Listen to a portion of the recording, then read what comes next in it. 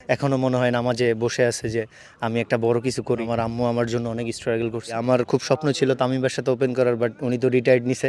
এখন ইনশাল্লাহ চেষ্টা করব খুব তাড়াতাড়ি বাংলাদেশকে ভালো কিছু দেওয়া। রবিন, আসলে এই ইনিংসটা প্রথমেই কাকে উৎসর্গ করবেন? অবশ্যই আমার আম্মুকে ভাইয়া, কারণ আমার আম্মু আমার জন্য অনেক স্ট্রাগল করছে।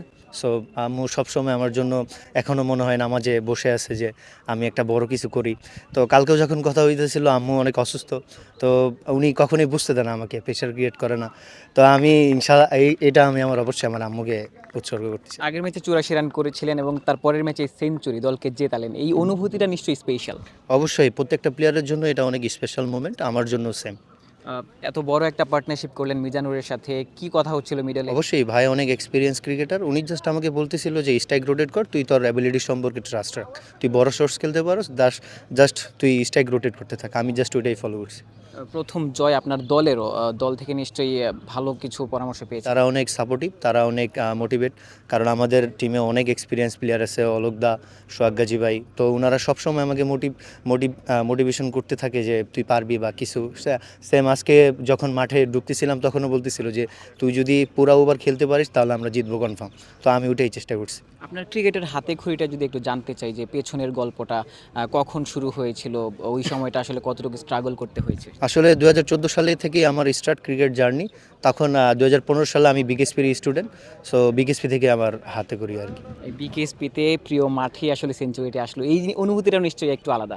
অবশ্যই এটা আমার একটা ঘাস আমার চেনা, যা আমি জানি যে একটা ঘাস কি বিহেভ করতে পারে, উইকেটে কখন কি হইতে পারে। 6টা বছর এখানে কাটাইছি, সো আমার কাছে মনে হয় এটা আমার কাছে খুবই পরিচিত। ক্রিকেটে আপনার আইডল কে, সেটা যদি জানতে চাই? ক্রিকেটে আইডল অবশ্যই অনেকেই আছে। বাংলাদেশে যদি ধরতে যাই, অ্যাজ ওপেনার হিসাবে তামিম ভাই আছে, লিটন দাস দা আছে। তো ওনারাই আমার ইন্সপায়ার বা ওনাদেরই দেখার চেষ্টা করি। নিশ্চয়ই জাতীয় দলে খেলতে চাবেন একটা সময়। অবশ্যই আমার খুব স্বপ্ন ছিল তামিমের সাথে ওপেন করার, বাট উনি তো রিটায়ার্ড নিছে।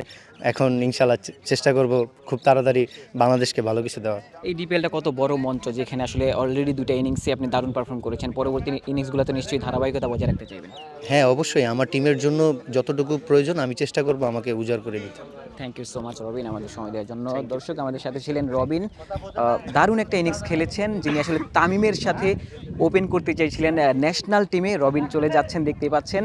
সেই রবিন হয়তো তামিমের থেমে যাওয়াটা দেখেছেন, সেই জায়গাটা থেকে নিজেই হয়তো নতুন করে পথ চলতে চাইবেন, ন্যাশনাল টিমকে প্রতিনিধিত্ব করতে চাইবেন। বিকেএসপির স্টুডেন্ট, বিকেএসপিতে 6টা বছর ছিলেন, প্রতিটি ঘাস তার চেনা, এবং এই বিকেএসপিতে তার লিস্টে ক্যারিয়ারের প্রথম সেঞ্চুরিটা। বিকেএসপি থেকে আশিক সারোয়ার, নিউজ 24।